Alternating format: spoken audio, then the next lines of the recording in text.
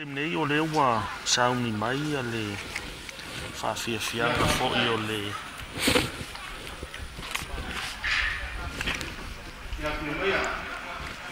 whiwanga o ngai fo maunga. Tā ngai fo maunga numero 2 ia o stasi fo'i o i tū mālo tele mai le motu i sa la whai. Lea o le a lato sauni mai mo le lato siva. O paia whare malo.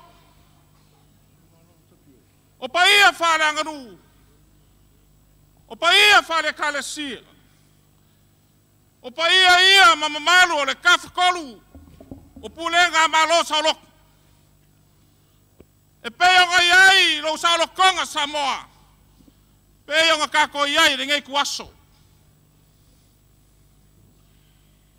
O le whamanga kuinga o le waso so isfua Samoa mai le aso nga ngafi. O le mea siri ai wale nga wapa umangu wa kauwang pepe a karu furumangu le kaku kayao nga liunga rua. Wale iau whangar samingo nga wale kua maranga kausinga. Awa Samoa mo longa whamoy moe le so o leo wa awa magu. E le aia sese kala leu. Awara kia vavau ma le alualu mamao kai ao sa fifuri kua iai le akuku. Aare kai ao e piko siri o nga kaoa e le fiafiri ngei. O le kai ao lai makau. Leo o mangingo mamala malama ai Samoa. Awanga le aka mamai le nguru ngei. E le malama Samoa le kala le lei o le whaora kanga. Awale le liwing o le kuspa ia nganga Samoa. Kai ao nga. Lewa e ai Samoa. Lewa kawa o mangu le whamoy moe le so. Ia, wa umar makurau. Ai whaleo ma le loko le whafkai le wa fionga le kaikai o le malo. Le pai o le malo e kawa fionga i kaikai whonga so whakasi. A malo. Whawhekai e kusai ma loko warau whalalo. O loko pula lea. Ngai fisiringia Samoa po ai lo malmalo ai malai. O le kumalo ngai o ngai o mau ngai mera kolu. O kui fiki le usau. O kui fiki.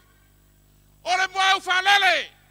O le mau e kasi ya sala fai mo Samoa. Lewa mako mai e kali lo ko falo alo. Ia e kusai margai kuaso. E ala le mako siva. So muli. O le mako siva. So muli. O le yupili aulo ngei. Aue ke ole ole. O la mako siva fa aulo. E leo se, si liva po se apa mea. E alo ia le fa fianga. O la mako siva fa aulo. Si fa fianga nga sa ku ko. E le lau kausanga. Le muanga. Ai alo lo. E le koe maua se si lima se fur kausanga. E le koe maua. E le ole aulo. E lua maenga le mako siva. O le siva ka siva ngolua. Ma le siva o le senkuri ngai e lua se furkas. Lua afe se fulu lua. Ya. Samoa, alo e lau sirisila ma lau mai moa. Sau sirisila Samoa lo kapoi mai moa ka manawa. Ai la mako whawhiwhi ak. Alo. Usi lau sirisila.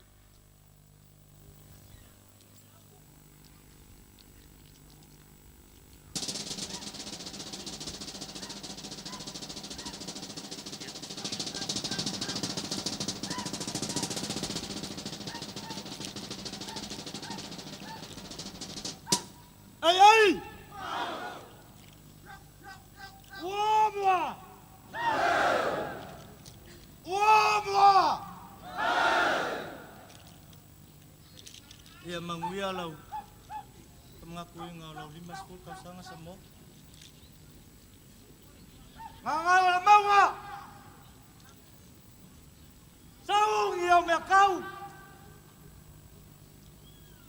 Makau ku. Oi, o Macau, kusa! Olha se pia Samoa, o sale na velele. Oi, o Macau falele. Samoa malela lo lagi. Anga ele kau le bakekea, ele ku ko kasi Samoa. Kango la ia la kau malau kongi. Ke le fili. O kau foua Samoa. Lea, o malo kia whangoa.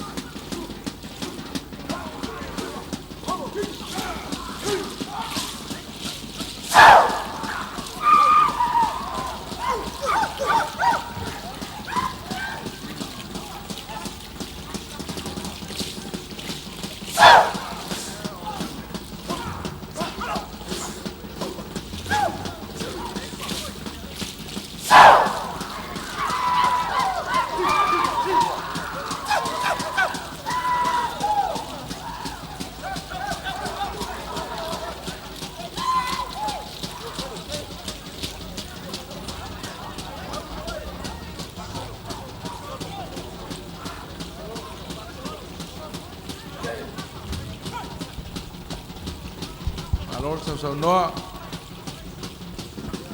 Alor Fonfonga,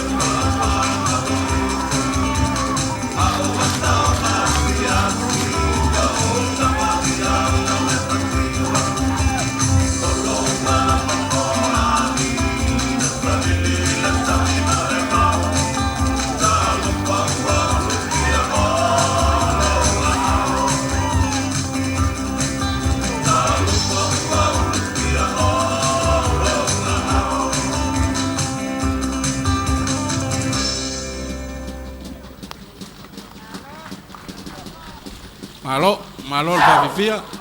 Kai le fatumali. Na sai mai no mai le fafifianga foi o le tumalo na ngai maunga no lena tolu tu sai foi malato siva falenga nu ne foi vai ngora so me te watu le wanga ia tu tonu pasalo le la tu tawalunga le la ngai mai ai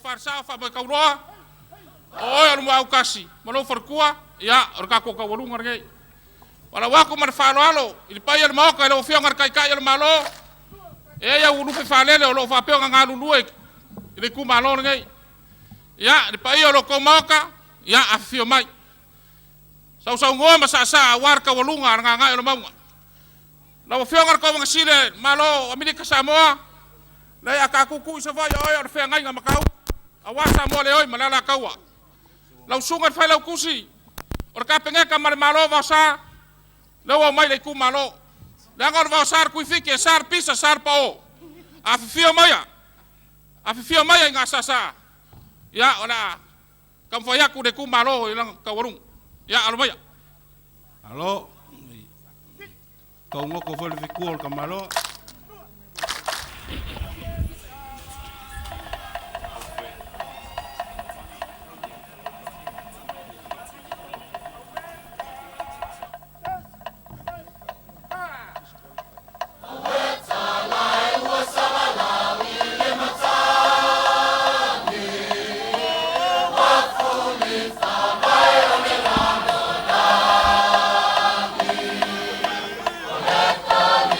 Yes,